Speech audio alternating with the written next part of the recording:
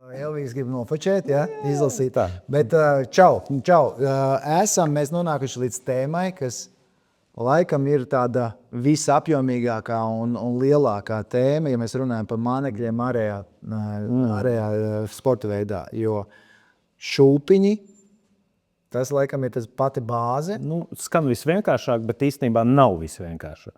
Un tāpēc varbūt sākam, lai to lielo masu, sākam varbūt ar tādu vienkāršu jautājumu, kā tu sakārto šūpus. Tādā ziņā es domāju, nevis izkārto kastēs, bet kā tu viņus grupē. Jā. Pēc kādiem principiem? Man būtiskākā tā droši vien grupēšanas tas rādītājs būtu ātrums, kādā viņi strādā. Jo es ļoti lielu uzmanību pievēršu tieši ātrumam. Un es ar smagākiem šūpiem izmantoju smagākus šūpus nevis tāpēc, lai ķertu dziļāk, bet tāpēc, lai ķertu ātrāk, varbūt augšākos slāņos. Tātad šūpa specifika, kas paredzēta, piemēram, vai no ātrākai vilkšanai vēl lēnāk. Jā, un attiecīgi es arī savā iegāju, vispār sacensību dienā sāku ar ātrākiem šūpiem un loģiski virzos uz lēnākiem. Un tāpat arī krāsās sāku ar spilgtākām un virzos uz Tātad tavs iedalījums, tu sāc ar to, kad šūpa ātrums vai lēnums, krāsa, kas vēl? Pēc tam krāsa un forma. Protams, forma un izmērs ir nākamais faktors, jo dienā ejot, izmērs samazinās, svars samazinās un krāsa tumšojās. Tāds pamats, kā es to daru. Tu pieeji tā jau var teikt, tu drusku tādu jau pieredzējušāku sportistu skatījumu. Cilvēkiem, kas tā tikai skatās tajā visā, mēģina ieiet un saprast, es ieteiktu, laikam, sākumā grupēt pēc svara. Jā, tā ir. Tad ir vienkāršāk. Tādā ziņā, ka tev vieglāk norentēties, kas ir mazs šūps, kas ir vidējs šūps, kas ir liels šūps. Otrs ir forma. Iespējams, ka pēc tās formas var arī dalīt tādā ziņā, ka vai tā ir garena forma, piemēram, šāda. Ja mēs redzam, šī ir garena forma ar tādu tā kā ar izvirzījumiem. Arī ļoti populārs šūps, kas ir tiešām, tā kā tu saki, ātrai vadīšanai, ātrai zivī. Tas būs Noris Rūnijs. Šis ir Timons, Noris Rūnijs. Jā, viennozīmīgi. Un viņam arī tāda garanāka forma. Jā. Un ir vēl garanāka forma no Norisa. Tas ir Maskrūto, mans absolūts pēdējās sezonas favorīts. Atklāju šo mānekli no jauna. To, ko ar viņu var izpildīt, īpaši zivs ar augšējos slāņos, manuprāt, viņš ir spēlē visas dienas garumā. Tagad no šī puses skatoties tāds svars, forma, un kas ir interesanti, un es tev pilnīgi piekrītu, svars, piemēram, šim šūpiņam, svars būs 3,1 grams. Liekas, salīdzinoši daudz priekš tā mūsu salīdzinoši seklā dīķe, bet šis šūps ļauj vilkt to šūpu ļoti ātri. Un tanī brīdī viņš spēja noturēties arī mierīgi tajā pašā pusmetriņā, 70 centimetros bez problēmām, un tajā pašā laikā neaizies tā saucamais štokparā, ka viņš sāk griezties kā vilciņš ap asi. Tā kā tam noteikti ir nozīme arī no tā, vai šūps ir paredzēts vai piemērots ātrākai vilkšanai vai lēnākai. Ne visi tam būs domāti. Nākošais, kā var grupēt, ir attiecīgi, protams, vai dalīt vai sadalīt, ir krāsa. Un es bieži vien pat, te ir vairāk vienkārši piemēri, es bieži vien mēdzu darīt tā, ka es iesāku ar spilgtākiem un tad paliek tāda tumšāks un mierīgāks krāsas. Te var redzēt, piemēram, manā skatījumā vienu no populārākiem šūpiņiem tieši tāpat Sofija. Iesāku ar to, ka salieku vienkārši spilgtākus un šī ir viena no vadošajām krāsām ļoti daudzos dīķos. Šī, kur ir divas krāsas spilgtas, arī būs izcila krāsa startam. Un pēc tam jau, tā kā tu teici, mierīgākas krāsas un tumšākas krāsas. Bet ir viens brīdis, kad var atgriezties pie tās pašas spilgtās krāsas, jo tās zivs tā kā visur redz tās mierīgās krāsas, un pēkšņi tur paspēt ar spilgtiem. Šeit arī tas āķis ir bišķi pieliks par to ātrumu, jo ir kaut kā, ķerās ar vien grūtāk, gribās ķert ar vien lēnāk, ar vien viens moments, ka tu vairāk lēnāk īsti nevar ķert. Tas tā kā nav loģiski. Un tad galīgi nenāk par ļaunu vienu pravotku uztaisīt tādu, kā startā. Citreiz tas iedod zivtiņu, citreiz tas iedod coplu, un citreiz tas vienkārši paceļ to ziviņš, atkal rada interesi par to, kas notiek, un tad jau nākamais atkal bišķi lēnāk mēs viņu varam paņērt. Nu, tas tāda maz niansīta tieši par šūpēm smagākiem. To vērts paturēt prātā, mēs arī pieskarsimies arī pasniegšanai, bet tagad otrs tāds jautājums, kur tu redzi šūpa priekšrocības, kurā brīdī šūps spēja būt pats labākais, piemērotākais māneklis, un kurā brīdī šūps sāk zaudēt, un kādiem tipa mānekļiem. Nu jā, man ļoti patīk pašam ātri pārslēgties uz wobleru. Vienkārši mana ķeršana, man tā ir vieglāk, bet par šūpiem, šūps, ja zivs ir aktīva un zivs ir, tā teikt, paņemšanai, kā mums patīk teikt, tad viennozīmīgi šūps vinnēs. Pirmkārt, dēļ izvedīšanas ātruma, atbrīvošanas ātrums būs krietni lielāks, jo ir viens āķis, ātrāk ar relīzeru viss notiek, un, ja ir jāķer daudz zivs, šūps vienīgi būs tāds go-to māneklis. Vēl viens stāsts ir, kad ir, ko mēs novērojam pagājušā sezonu pavasarī, tagad pa ūdens virsmu lido kukai. Un ir vesela šūpiņu grupa, kuru Japānā ir paredzēta kā kukaiņu imitācija. Tāpēc Norijas Speech, pirmais, kas nāk prātā, viņi ir... Es parādīšu, tur runās tās tālāk. Jā, viņi ir viens no tādiem mānekļiem, kas ir viena no populārākām krāsām, vai ne? Norijas un tīķām. Ko nu vēl populārāk? Šeit es ceru, ka var redzēt 0,8 grami.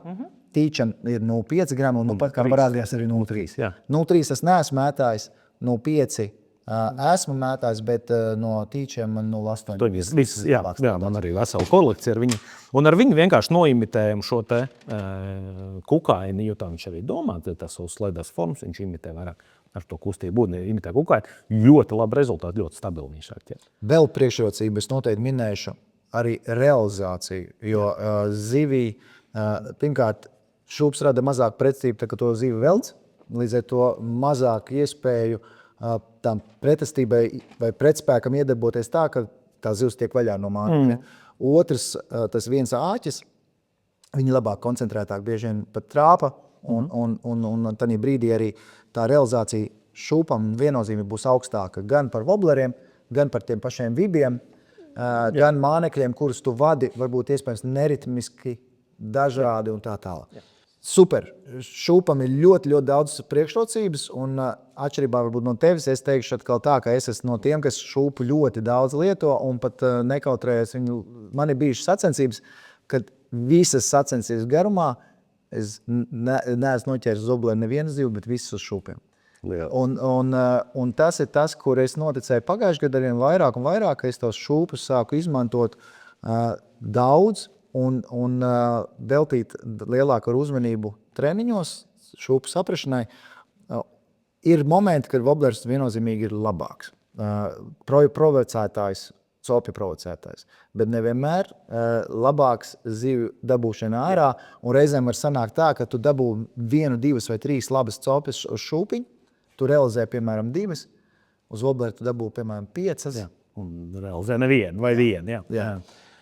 Kurā brīdī vēl šūps zaudē pret kādiem citiem mānekļiem? Es domāju, ka ātrums. Protams, samazinot mānekļu svaru, mēs varam viņu palielināt tajā pašā horizontā, ko es arī teicu sākumā. Tad vienkārši mazinām svaru, viņi paliks lēnāki. Runīs ir izcils piemērs, kur startā ir 2,8, pēc tam 2,2, pēc tam 1,8, pēc tam 1,5. Pēc tam pirmie 3 ir vienādā izmērā. Vienkārši varam dabūt mazāk ātrumu ar to pašu mānekli, bet... viņš kaut kur ir moments, kad vajadzēs vēl lēnāk, un kad vajadzēs kaut kā specifiski naudību. Bieži tie ir top-water mānekļi, arī ar kuriem mēs šogad sākam ķert jau masā vairāk pat amatieru sacensībās, jo mēs sākam lietot poppers, kas bija patīkami redzēt. Un to ar šūpu izdarīt praktiski nav iespējams. Tik augstu ķert kā no pašas virsmas. Ir plasmas šūpi, man ar viņu kaut kur, bet tas pirmkārt metiena attālums un tur woblers tomēr laikam ninnē. Jā, bet šeit arī ir iespēja paglābties, bet tad brīdī tev jābūt arī tam gatavam, tādā ziņā inventāram piemērotam. Ir iespējams arī izmantot 0,3 gramīgas, 0,4 gramīgas šūpus un kātu gaisā, bet būs 2 nianses. Viens, ja tāda zivs atrašanās, koncentrēšanās augšā ir tālāk no krasta, līdz tai zivs netiec. Otrs var būt momenti, ka, piemēram, tu nevari to vieglo šūpu izmantot dēļ vēja. Jā, laika apstākļi ierobežo, līdz ar to tas jāņem vērā. Woblers plus šajā gadījumā pateicīgāks, bet par Wobleriem mums būs atsevišķa tēma. Piekrītu, otra tēma, kur šūps var zaudēt cita tipa māneklim, ir tanī brīdī, kad zivs kļūst ļoti pasīva, bet zivs atrodas ļoti tuvu gruntī vai pateikt pie pašas grunts. Ir svarīgi nenokļūdīties arī izvēlēties šūpu veidus. Ir šūpi, kas ir piemēroti vairāk grunts zivī, un tu vari veiksmīgi ķert, un viss būs kārtībā. Piemēram, tas pats Norris Boone. Norris Boone, kur būs Mēbijus būs noteikti, un ir arī tāds šūps, tu varbūt, kad gan jau būs zinās, ja? Vulcan Circle. Nē, Circles būs šis. Bet Circle arī paredzēts īstenībā oriģināli. Jā, un ir šāds. Ar ko viņi atšķirās? Mēs redzam tie šūku, piemēram, šis būs tas Norris Runijs, klasiskais šūps, ātrais šūps. Būs pietiekami smags, bet tanī brīdī, kad to šūpu tu sāksi ātrāk vilkt, šūps tāpat celsies uz augšu, jo izmērs ir lielāks, pretestība, ūdens, un viņš cels uz augšu. Šie šūpi ir kompakti, vieglāki, bet ir vieglāk viņus arī nonemēt tuvā gruntī. Un tādā brīdī tas šūps kļūst pietiekami efektīvs arī tad, ja tā zivs ir izteikti pie grunts, un tu vari cīnīties arī ar grunts mānekļiem. Jā, bet šeit arī es gribēju atrast par tiem grunts šūpiem. Viņiem visiem ir nosacīta plakana priekšdaļa, tā priekšējā puse, kur mēs atzīmē. Tas ir tāpēc, ka tagad jūs viņu velkat, ka viņš trāpa šķēsli, lai viņš neaizķertos, kā Runijs nosacīts laids, un gribēs ielīst kaut kur starp akmeņiem vai kā, tad šie paplatnātā daļa viņi atstīsies un ies uz sānēm. Tas ir tieši par Mēbijus un arī par Boone tā ideja, kuru ir tieši paplašināta. Šitais arī kaut kas līdzīgs. Kā tu raksturo, kas ir tā specifika, kāpēc tas šūps, piemēram, neceļās uz augšu, viņu var vairāk izmantot kā grunts mānekli? Jo tā ir nianse, kas īstenībā ne visi par to padomā, un liekas tā, ka ja zivs ir ļoti izteikti pie grunts, es ar šūpu īsti tur tā kā nejūtos komfortabli, jo man sanāk vairāk džigot, piemēram, velku, apstājos, un tad saprotu, ka grims tas šūps 2-3 sekundes vismaz. Tas nozīmē, ka es esmu gājis salīdzinoši augstu jau. Kādus modeļus izvēlēties, lai tu vadi šūpu salīdzinoši lēni, apstājies, un pēc sekundes pusotras tu jau esi pie grunts? Tas pirmais, viņi ir nosacīti kompakti. Tas ir pirmais likums, viņi nosacīti mazā, izmēra, viņi ir pietiekami smagi, viņi ir biezi, kas vēl ir diezgan svarīgi. Un starp citu Boone ziemas treniņos, ziemas laikam vienkārši brīnums vienkārši izpildīt. Tu laumas pēc tam jau sāk. Un tas ir viens mazs šūps, kuram mēs īsti pielietojam. Pirms tam kaut kā īsti nevarējām varbūt atrast, tādā mainstreamā. Tad viņš parādījās, ka viņi pareizi lietoja tam, ka viņš ir, un tad, kad viņš ir domāts, viņš pļauja. Vienkārši superīgi. Jā, tas ir būtībā, viņš ir mazs, kompakts, nosīt taisnības bez izteiktiem liekumiem. Tā kā vērts noteikti šos šūpus paturēt prātā, lido izcili, jo viņi ir kompakti smagi. Krāsas laikam jau mierīgākas, vai ne? Ja arī mēs paskatīsimies ražotājiem, ordināli tie, kas ir grunts tēmai domātie šūpi, viņi būs vairāk peletes vai tāda akmentiņa krāsas. Jā. Lūk, par šito tikām tēmu, tātad priekšrocības dod daudz, ir savi mīnusi, bet ir kaut kādi mīnusi, ko var kompensēt ar pareizu modeļu izvēli.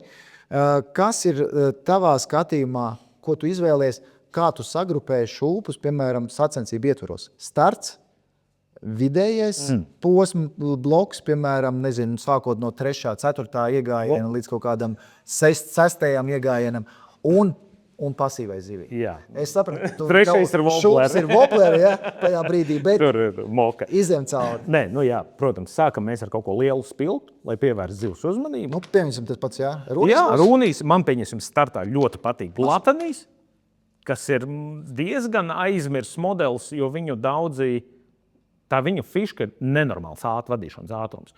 Viņš ir jāvada. Arī Norris. Jā, Norris Glatnijs, man patīk 2-3 vislabāk, 1-8 man tā nestrādā. 2-3 viņu griež tā, kad spola kūp. Un tādā momentā viņš pēkšņi nosacīja pat klusos sektoros, salas visus vajag ielaist uz zivtiņu. Viņš ir tam ir domāts. Tā kā tas ir tāds, Klausieties? starts, es saku, rudens sesijā Maskruto bija vienkārši fantastiski. Pirmkārt metiena attālums, otrkārt viņa tās spēle, viņam tomēr bija šī taču, viņa nav tas rols, viņš vairāk spēlē. Sofija? Sofija viennozīmīgi 1,6, vēlāk 1,2. Tūlīja zivs ir zemāk, jo milzīga atšķirība starp Sofiju un tūlu, ko daudz jautā. Izstāsti. Varbūt, jo reizēm cilvēki grib saprast tiešām kaut kāds tās nianses. Sofija, pieņemsim, 1,6 un tūle 1,8. Jā. Izmēros atšķirās, formā atšķirās. Līdzīgi, es paņemu šo. Bet kāpēc? Divas vienādā krāsā. Kurā brīdī, kam ir priekšrocība? Viņi domāti diviem dažādiem mērķiem. Kur viņas ir blakām, smuki 1,8, 1,6. Sofija velkot ceļās uz augšu. Un Sofija ir vairāk domāta augšējiem slāņiem. Tūle turpretī velkot spiedīsies vairāk lejā un ir domāta, ja zivs ir zemā. Tā kā, ja mēs dīķī nolokam vidusslāni, ja zivs ir zemvidiņa, tad tā ir tūle startā, ja zivs ir augstāk, tā ir Sofija.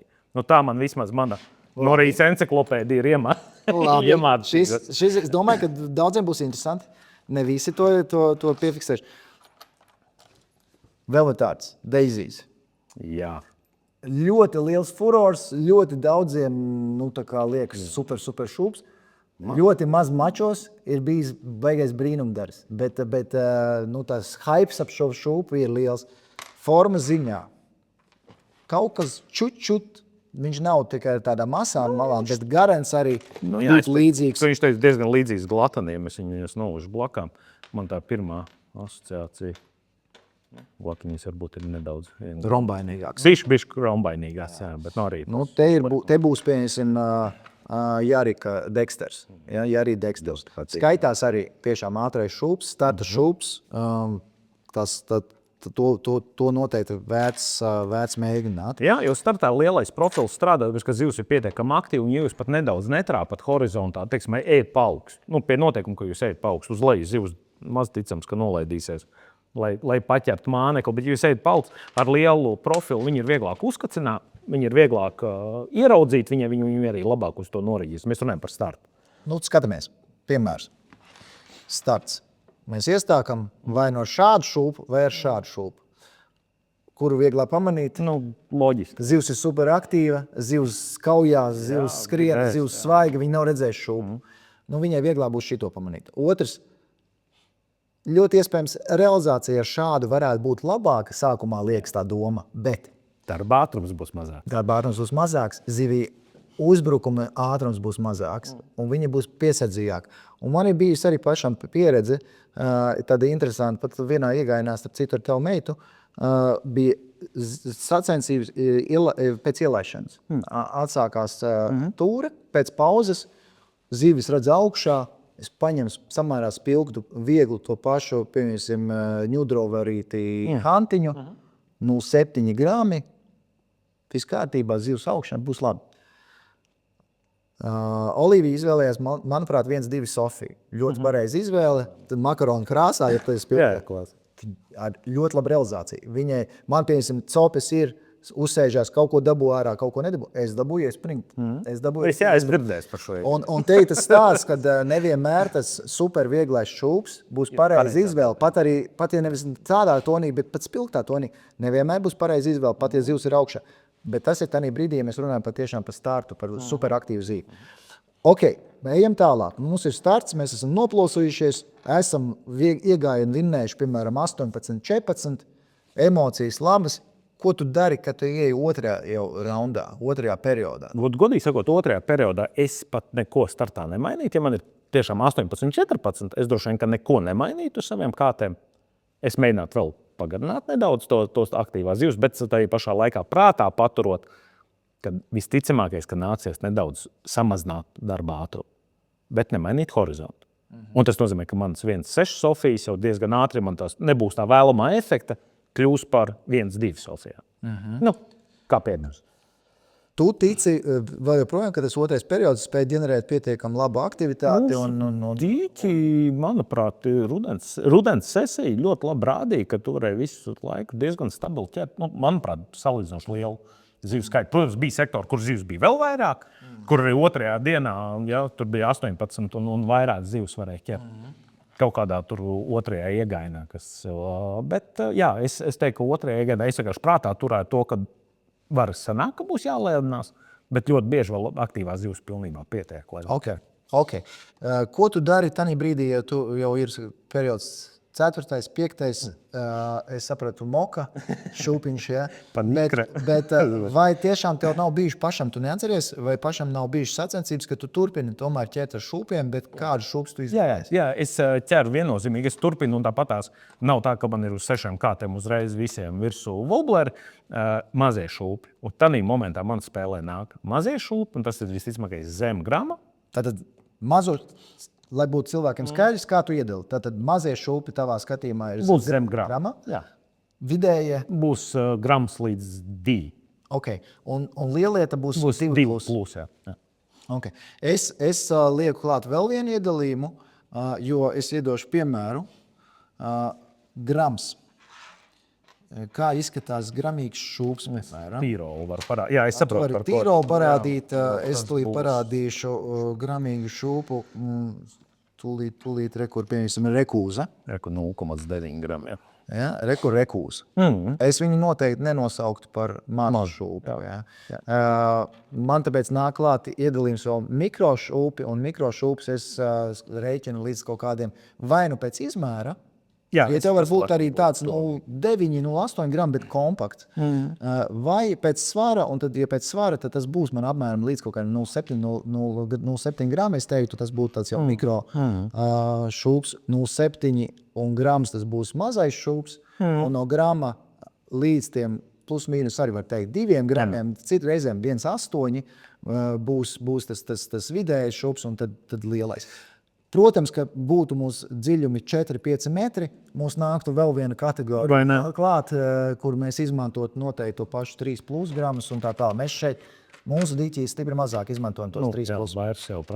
Jā, es tev pilnībā piekrītu. Ir vēl tāda tēma kā alumīnija šūpa un plasmas šūpa, kurš vispār sver nieku tur pusgramu, bet īstenībā viņš ir... Iedošu piemēru. 1,2 alfs. Izmēru ziņā viņš neko baigi neatpaliek no 2,5. 2,5. Sofija blakām vienkārši. Piemēram, reku 1,2 un 2,5. Jā, reku 1,2. Sofija, viņi ir vienā svajā. Ar šito, starp citu, var ļoti smuki apmānīt arī pretinieku. Viņam liekas, tam ir liels šūps.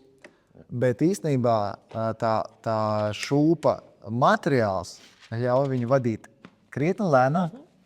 Un reizēm tas nospēlē arī uz aktīvu zivi, it kā aktīvo zivi, pirmais periods, bet īstenībā tā zivs kaut kā tajā sektorā varbūt nav nemaz tik daudz un nav tik aktīva, bet forma prasās, izmēra prasās. Un tas ir tas variants, kā tu vari samazināt ātrumu, bet saglabājot formu lielumu. Un tā ir laba izvēle, starp citu. Man ir vairāki periodi, kas ir glābti, pateicoties tam. Tā kā to vērts atcerēties. Tikām skaidrībā ar iedalījumu, tikām skaidrībā ar grunts šūpiem, tikām skaidrībā ar starta šūpiem, tad izvēlamies lielākus, spilgtākus, pamanāmākus. Kas ir tas moments, kā tu rotē krāsas šūpam? Jā, viennozīmīgi mēs sākam. Pirmkārt, es kaut kā pieturos pie tā, no kuras puses man spīd saulēgaina. Un tas būtu par krāsām runājot, tas ir spīdīgā vai melnā. To man biedē. Jā, es vienkārši izmantoju ziemu dažādiem Japāņu semināriem. Un atkarībā no tā, kur tev spīd saule, tu izvēlies vai no krāsotu aizmuguru šūpam, kas būtu melnu, vai zeltu un tev spīdīgi, kas būtu ar atspīdumu. Tas ir viens faktors, ka mēs pievēršam ļoti lielu uzmanību, vai tajā konkrētajā momentā strādā mums krāsot pilnībā krāsot šūpas vai strādā tomēr ar kaut kādiem apstarojošiem elementiem. Un pēc tam, tumšojamies. Ir kaut kādas pārējas krāsas, kur ir tumša krāsa, bet vēl joprojām ar spilgtu akcentu. Kaut kāda šāda, teiksim. Jā, šī ir ļoti skaista krāsa. Jā, tas jau teiksim, ir tāds, un tad jau mēs varam lēnām pārvirzīties uz, kaut kādām jau bez spilgtēm. Kaut kas man te par rokai. Bez spilgtēm, aktātēm krāsas. Jā, arī krāsa. Smuks krāsa. Būtībā, ja mēs runājam par krāsu nozīmi, arējā un forē copē krāsu nozīmē liela nozīme, un šūpu ziņā, es teiktu, vislielākā. Manā skatījumā. Wobblerim tā nespēlē tik lielu lomu kā šūpam. Dažā varbūt tā, es personīgi, es parādīju to šūpas ar wobblers, ar ko es ķeru Latvijas čempionu, kur bija nosacīt labs rezultāts. Un, ja viņi šitā parādīs un pateiks, ka viņi ir vienādi, tā kā tu viņi šitā, tad, nē, viņi ir dažādi. Tur ir detaļi niansīts, vai ne? Ko tu saki par tēmu uzkrājošie šūpi. Piemēram, ko mēs redzam, it kā liekas parasts krāsa, parasts šūps, tāds balgans, bēšīgs. Šis ir pals 1.6. Pals 1.6. Mēs paturam 2-3 sekundes, un tas pals 1.6 spīd. Te ir gaisma, ja? Tad nevar tik labi redzēt, bet pamēģināsim, tagad uztaisīsim tumšāku. Elvijas nebūs tik labi redzams, bet toties šūpiņš būs labi redzams. Ja? Ļoti spilgti spīd. Kā tu domā, tam ir nozīme vai tam nav nozīme? Viennozīmīgi ir nozīme. Un kuros apstākļos? Blovam ir. Blovam arī vairākiem ražotājiem tās krāsas saucās Vindi, kas ir apmākusi vienā vējaina dienā, Valkenam. Un konkrēti šī krāsa saucās Iemī. Ko es no tevis nošpikoju, atzīšos. Sen atpakaļ. Jaunībā. Bija tāds foršs gājiens ar glovu šūpiem vējainā tumšā dienā, kurš nākamajā dienā vienkārši pilnībā izslēdzās. Tāpēc, kad bija saulaina diena ar mazāk vēja, vienkārši beidzās. Un tad tu sēdi un nesaproti, kā tas var būt, ka te es gāju un visu laiku ķēru, un tagad es vairāk neķeru. Un tāda iesācēja kļūda. Bet idejiski viennozīmīgi glows var būt zaļš, glows var būt red glows, kas ir sarkans spīd, un glows tagad parādās diezgan daudz blue glows, kas ir zils. Un to mēs redzam gan arī Wobbleros jaunajos, arī Norijas jaunais Loki ir ļoti daudz blue glow krāsu. Norrisam, starp citu, reti nāk tie jaunie modeļi, bet bieži vien tie, kas iznāk, ir ļoti labi. Būs interesanti paskatīties, kāds ir jaunais Loki. Man pašam nav nācies arī turēt rokās. Es redzēju Japānā un noskatījos to, kam viņš ir domāts. Viņi ar šo konkrētu, skaitās ātrais šūps. Viņš skaitās ātrais šūps. Es lasīju pilnīgi pretēji informāciju. Es atkal pēc špikera. Es skaitās ar rūniju būtībā sacenšās atšķirība tā, ka viņš ir domāts augstākai vēl zivī. Tas Loki. Un Rūnijas sanāk pat tāds vidusslānīts un bišķi lej. Bet būs interesanti salīdzināt. Tas, ko viņi stāstīja, ka tas ir pārējais šūps starp, ko es dzirdēju Yokohamas izstādē, kur Inoue, man liekas, stāstīja. Viņš ir pārējais šūps, kas ir starp šūpiņu, kad šūpiņu jau dziest un wobbleri vēl nav sākušies. Viņš aizpilda šo te vidu, un kas izskaidro arī to krāsu gāmu. Viņam ir viens spilgts krāsa, kas ir pulu rozā, un pārējais viss ir tādas. Tās krāsas jūcīgas. Vispār neraksturīgs Norrisams. Viņas ir pilnīgi tādas, teiksim, modernākas, kaut kādas šādas netīras pasteļu krāsas pa lielu. Un arī padaut bija tāda metālika. Zaļgalīga metālika, tāda mierā. Kaut kādu metāliku, plus, kas ir viņam tas te, viņš būs paredzēts 3 svaros. No sākuma viņš būs, es sapratu, 1.7 tikai, un pēc tam viņš ir gaidāms arī 1.2 un 2. Parasti viņi izlaiž vienu tādu smagāku versiju, un te bišķi mazāk. Ok, redzēsim, kāds tas būs. Šitā uzparikta īstenībā no Solārijas, no AliExpress, citas bija nopirts. Un bija atsevišķas situācijas, kad tiešām palīdzēja, bet manā skatījumā tas nav glābšanas riņķis. Nedomājiet, ka, ja saule spīd, tagad es tur kaut ko baigi spīdināšu un tur baigi ilgšu. Drīzāk ir tā, ļoti tumšos apstākļos, kad ir nomācies tumšs, lietus, iespējams zivs tuvāk gruntī. Šis palīdz vienkārši tai zivī iespējams viņu pamanīt. Par tiem gloviem, un liekas, red glows un green glows, un tagad tu saki blue glows arī parādījies un tā tālāk, ir atšķirība. Wobbleriem ir sevišķis. Ir reizēm, ka tas red glows strādā labāk nekā green glow, bet par wobbleriem mēs parunāsim. Ok, tātad tu saki, ka šim nozīme ir, es saku, šim nozīme ir salīdzinoši maza, manā skatījumā lielāka nozīme būs šūpa formai. Man liekas, ka tieši forma ir tā, kas nāk kā būtisks aspekts tanī brīdī, kad mēs nonākam pie sarežģītākas zivs. Tātad, ja mēs ejam mazs māneklis, ir viena lieta, bet es pat teiktu tā, ka svara kombinācija, reizēm tas gramīgais šūpiņš ar lielāku laukumu, viņš būs. Tu novadīsi viņu apmēram tajā pašā horizontā, kur to 0,7 gramīgu, bet kompaktāku. Pieņemsim, es esmu visai droši, ka, piemēram, tas pats Vulcan Seven Spear 0,7 un Markus 1-1. Vadot vienādā ātrumā, viņi ies apmēram vienādā horizontā. Vienkārši viens ir būtiski mazāks, viens ir lielāks pēc formas.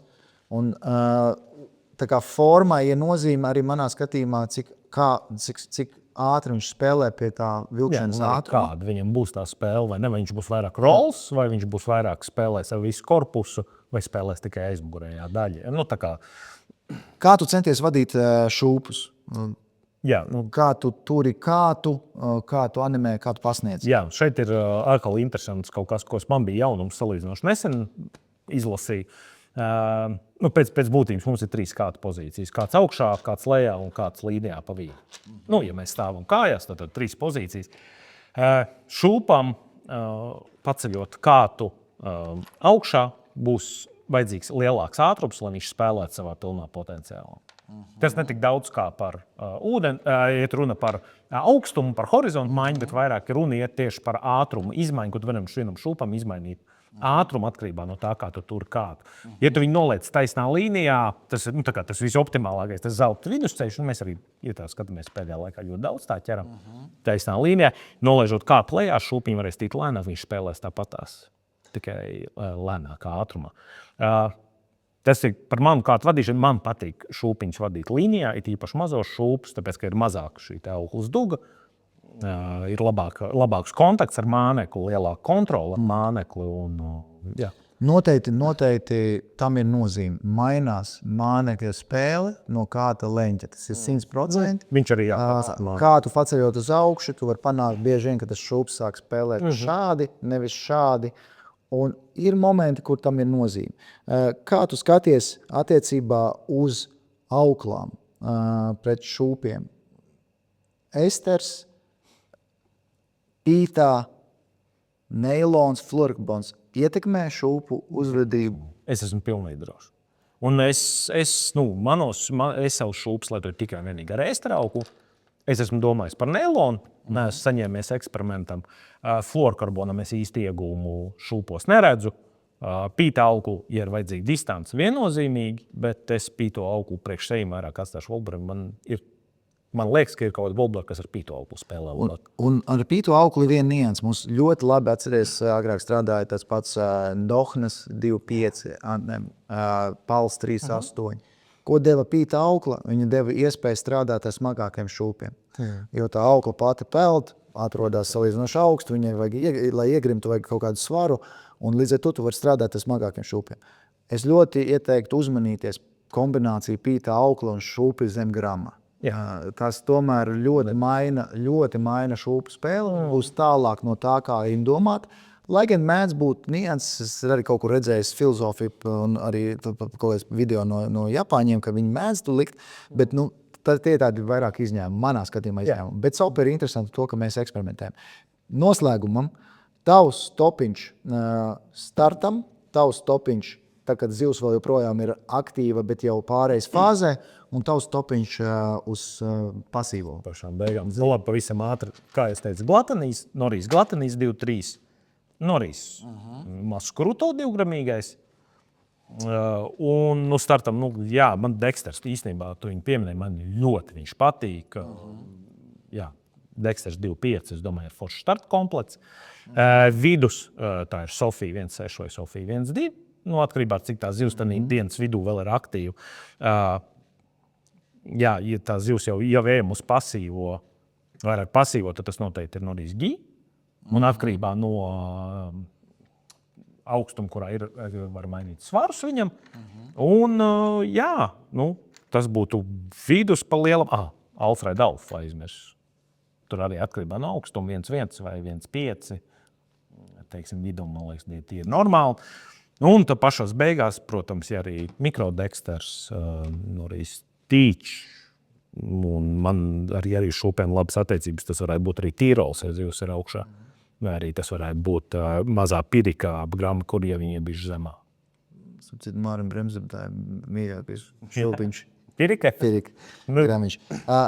Ir pietiekami daudz, kas sakrīt. Īstenībā startam pat var atļauties cilvēks mierīgi uzlikt 3 Norris Runijs, 1.8, 1.5 un būs 3 labākie šūpi. Un nav nekāda problēma. Es viņu mēdzu miksēt vai no ar 1.6 Sofiju vai ar 1.8 Noa. Man tas no šūps kā tāds patīk. Es viņu reizēm redzu kā labu aizvietojumu tai pašai Sofijai, lai gan Sofija ir tik laba, ka reizēm pat nevajag aizvietot. Vidus man ļoti patīk Alfrēdiņi, 1.5 ir super, un viņam krāsu izvēle arī ļoti forša un tiešām ļoti labi strādājošs šūps. Tādā pārejas fāzē man bieži viņš ir jau pat stāv virs otrā iegainā uz krāta, tādā brūnganīgākā krāsā, bet ar tādu spilgtāku elementu pa vidu. Tas tāds tiešām ir ļoti labs pārejas šūps. 1.2 Sofija piekrītu. Man arī noteikti, un viņa man patīk, gan arī pat īstenībā pat uz aktīvu zīvi reizēm arī. Es liktu Radiocrafta OneBeatu. Ja, 1.6. Viņš arī ir tāds, kas ir pietiekami labs vēl pārējais moments. Ir bijuši, kad Astrārs rāda brīnumus Volkīnam, un kas patīk, man Tūle, 1.4 Tūle. 1.4 Tūle noteikti tas ir šūps, kas ir ļoti labs arī tādam vidējam variantam. Pasīvā zivs man arī jāatzīstās, pasīvā biežāk asociējas ar vieglākiem šūpiem. Un tas pats 0.8 Teach būs labs Servant Spear 0.7. Man ļoti patīk Naburajas, gan Pridži, gan Chips. Tie ir tādi, kas manā skatījumā ļoti labi šūpi, kas ļoti bieži vien izglābi, palīdz. Mikrodexters. Tā kā izvēle ļoti plaša. Šūpu tēmu mēs varētu runāt 5 stundas un neizrunāt visu, jā. Tā kā mēģiniet, tas ir interesanti. Tas ir māneklis, kas no vienas puses ir salīdzinoši vienkārši liekas, bet tās nianses, animācija un atšķirībā no Wobblera šūpu tu var novadīt dažādos horizontos. Jā, Wobbleram ir tomēr savs, izņemot, protams, ja tas ir grimstošais, bet pēdējais un peldošam viņam ir kaut kāds sava robeža, kurā viņš ir spēlēt. Un no šūpiem pavisam nepieskārāmies, bet ir tās saucamās nagliņas. Šie ir šūpi arī uz pasīvu zivi, uz sarežģītu zivi. Kur var redzēt, kā viņas izskatās. Man ir 1,3 grami, šitā ir laikam 2,5 lielā. Arī pasīvai zivī un reizēm pat brīnum māneklis. Liekas tā, ka nestrādā gan nekāds no cits šūps. Šitais spēja parādīt brīnumu. Un šitais ir no iJet Link. iJet Link svordiņš, un ir atkal tas svordiņš ir pat labāk strādā nekā Radiocrafta driftspins. Tā kā mēģiniet, Japāņi ir dūli, viņi visu ko izdomā, ir lietas, kas varbūt nav vajadzīgas, ir lietas, kas ir interesantas, un ir lietas, kuras mums liekas, varbūt nav vajadzīgas, ja mēs esam citos apstākļos, un tās ir galvenās. Tā kā kaut kādai daudzveidībai tomēr vajadzīga startam, iesākumam, lai piedalītos mačos, es teiktu, ka tai saprašanai par šīm 3 kategorijām starts, vidus un pasīvā zivs ir jābūt, un komplektiņam kaut kādam jābūt, vismaz pa 5, 6 katrā grupā. Jā. Paldies! Paldies!